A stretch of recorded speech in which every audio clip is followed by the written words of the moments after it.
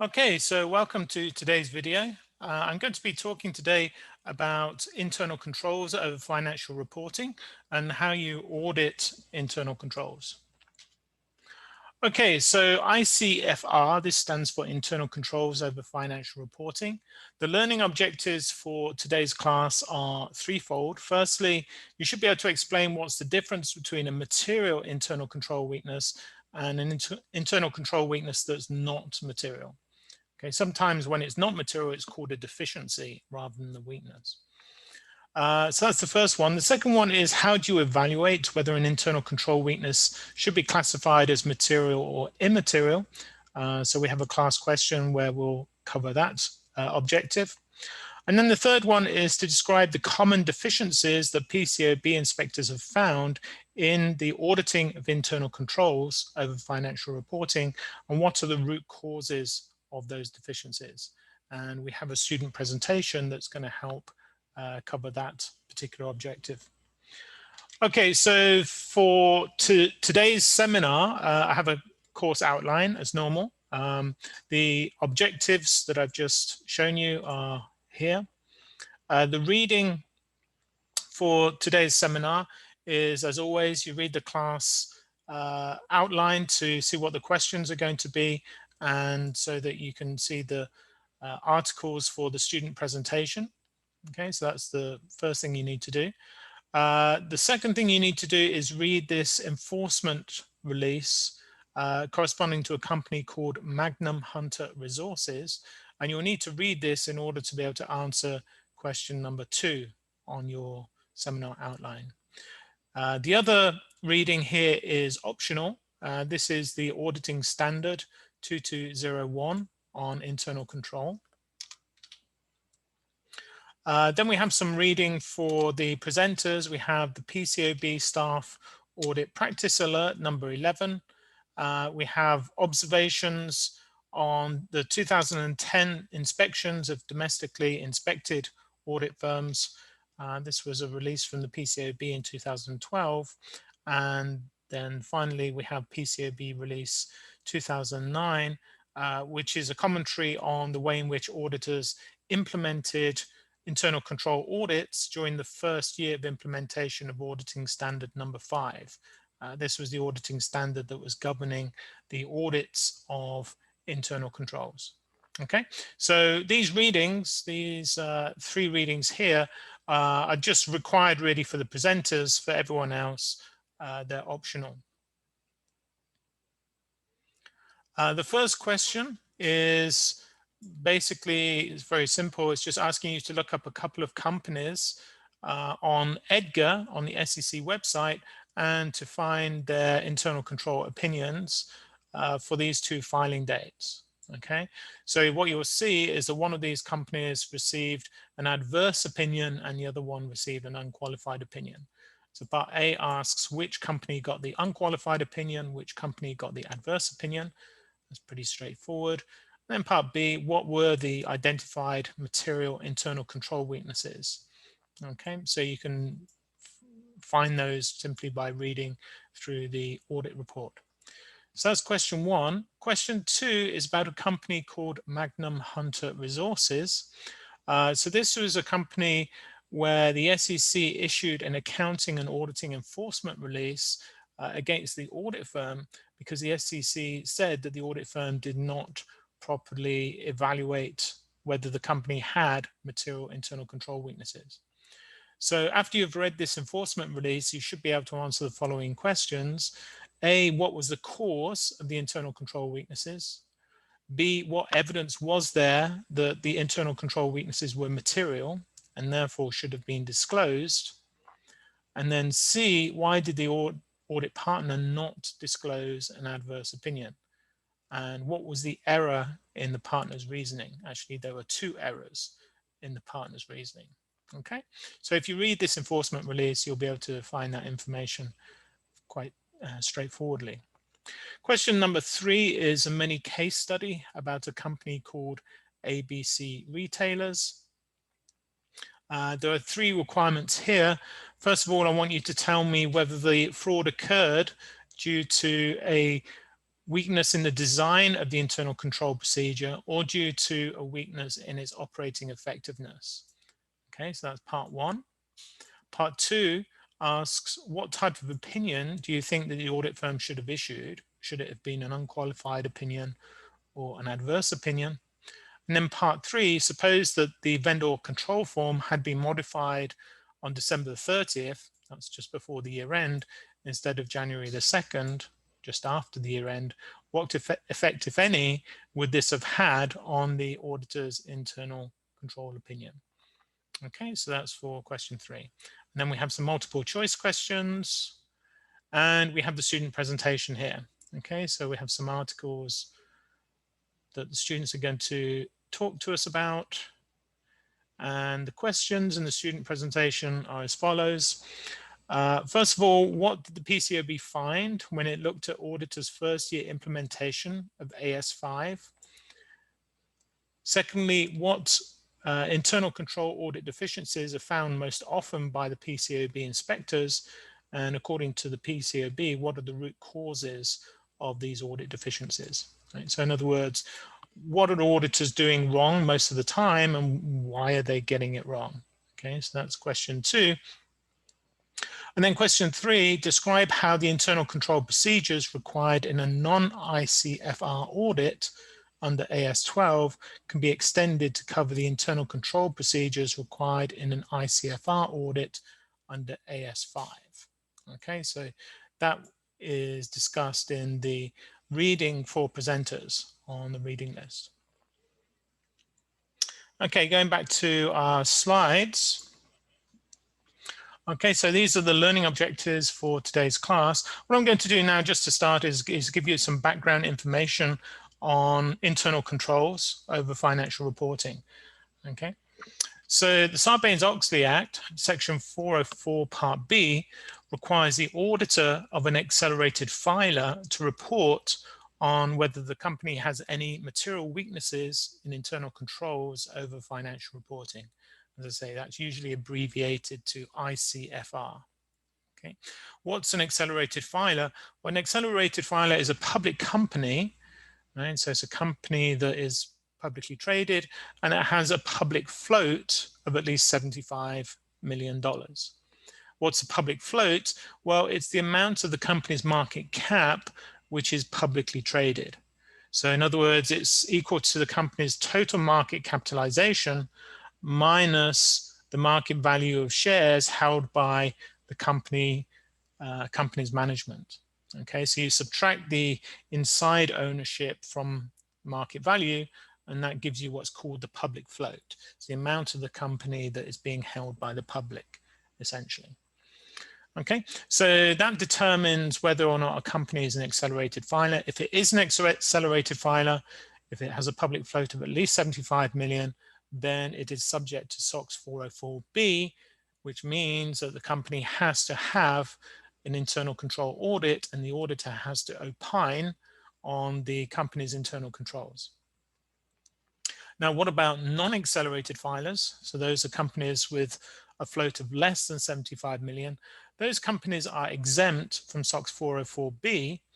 Okay, and the Sarbanes-Oxley Act said, well, they're exempt for the moment, but we're going to review whether or not they should all be subject to internal control audits. However, following the Dodd-Frank Act in 2010, this exemption was made permanent. So in other words, these non-accelerated filers are not going to be subjected to internal control audits, at least for the foreseeable future, right? Unless the Dodd-Frank Act gets repealed. But at the moment, there's no prospect that they will be subject to internal control audits. So it's just accelerated filers.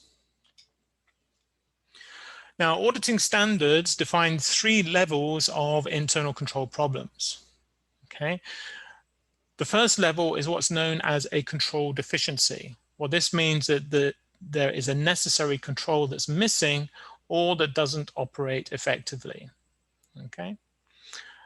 The next level is what's known as a significant deficiency. So a control deficiency is not significant. The control is necessary, but it's not significant that the control is deficient. A significant deficiency is one which is significant. And what do we mean by significant? Well, it's important enough to merit attention by those responsible for financial reporting. So in other words, the auditor has to inform the company's management, chief financial officer, chief executive officer, and the audit committee. Okay, but it's not important enough for the auditor to disclose in the audit opinion. Right, so it's not significant deficiency is not important enough to be classified as material. So these significant deficiencies have to be disclosed to the company's management and to the audit committee, but they do not have to be disclosed publicly in the audit opinion. Okay. And then the third level is what's known as a material weakness. Now notice the change in language here, right? We've switched from deficiency to weakness. It essentially means the same thing, but they just give them a different word just to denote the fact that when the weakness is material, then it has to be disclosed. Okay, so material weakness is one where the deficiency results in a reasonable possibility the material misstatements will not be prevented or detected by the company's internal control system. So an internal control weakness is material if there's a reasonable chance that it could result in a material misstatement in the client's financial statements. So in that situation, again, it has to be communicated to the audit committee. But on top of that, the auditor also issues an adverse internal control opinion. So just to recap, the first level, control deficiency, the auditor doesn't have to do anything, right? The auditor doesn't have to tell the audit committee, doesn't have to disclose it in the audit report. The significant deficiency, the auditor has to communicate that deficiency to the audit committee and will generally also tell the company's officers responsible for financial reporting, like the chief accounting officer, chief financial officer. Okay, so that's a significant deficiency. Material weakness is where the auditor has to disclose publicly by issuing an adverse internal control opinion.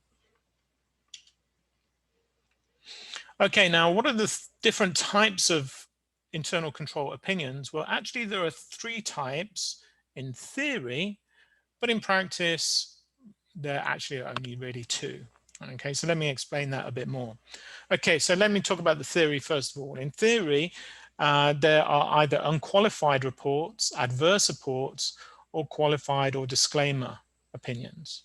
Okay, so what does an unqualified opinion mean? Well, it means that the auditor did not identify a material weakness and there was no restriction on the scope of the audit. Okay, so in other words, the auditor says, I checked, I didn't find any material weakness. Okay, an adverse opinion is where the auditor says, well, I checked and I did find 1 or more material weaknesses. Okay, so an adverse opinion does contain the disclosure of a material weakness, at least 1. And then the third type, the qualified or disclaimer opinion, this is where there's a restriction on the scope of the audit. In other words, the auditor says, I haven't been able to fully test the client's internal control system. And so in that situation, the auditor will either give a qualified opinion to say, well, I was able to test the internal control system except for some part, or the auditor will give a disclaimer opinion, which is where the auditor says, I can't give an opinion because I wasn't able to collect sufficient evidence on the company's internal control opinion. On the company's internal control system.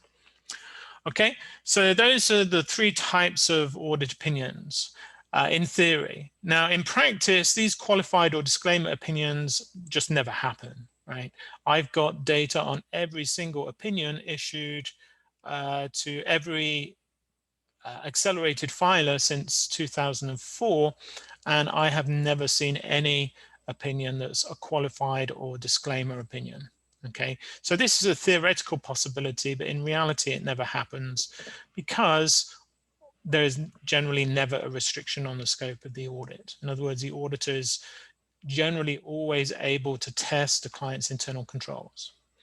So to all practical purposes, you can really ignore this third possibility, and that just leaves us with the first 2. So in reality, companies are either issued an unqualified opinion on internal control, where there is no material weakness disclosed, or the auditor issues an adverse opinion which says that there is one or more material weaknesses. Okay, now I thought it'd be interesting to show you how the frequency of adverse opinions has changed since internal control audits were first introduced in 2004. Okay, so what I have here on the left-hand axis is the percentage of internal control opinions that are adverse. Okay, so for example, if 10% of opinions are adverse, that means 90% are unqualified. Right? Remember, we're just dealing with these two possibilities, right? So either adverse or unqualified. Okay, so the percentage adverse in 2004 is just over 16%. And then you see that it declines over time from 2004 down to 2010. Okay, so there were various hypotheses put forward for why there was such a marked decline. The optimistic point of view is that companies were improving their internal controls, and therefore they were eradicating their material weaknesses, so auditors were issuing more and more unqualified opinions. That was the positive point of view. The negative point of view basically said, well, auditors started to be unwilling to issue adverse opinions because they were finding that they were getting dismissed by their clients if they did issue an adverse opinion. Okay, and there's some evidence to support both of those two stories. But anyway, these adverse opinions were declining over time from 2004 until 2010. But what you'll notice is that the percentage starts increasing after 2010 up to 2016. Okay, now what's the reason for this? I have a research paper that talks about this. Basically, the reason is that the PCAOB started criticizing auditors more heavily for not performing proper internal control audits, right? So they were saying that auditors' testing and evaluation of internal controls was inadequate, and auditors were getting heavily criticized from 2010 onwards. And so this prompted auditors to be a bit more diligent and a bit more conservative in their reporting of internal control weaknesses, which is why the percentage of adverse opinions is increasing after 2010, although it takes another dip in 2017. Okay, so that's kind of like what's been happening over time, right? In terms of how often auditors issue adverse opinions. Okay, so that's where I'll stop the video. In question number one, we'll look at a couple of companies. One of these companies received an unqualified opinion. One of them received an adverse opinion. I want you to tell me which one is which. And for the company that received the adverse opinion, what were the material weaknesses that the auditors disclosed? Okay, thank you for watching.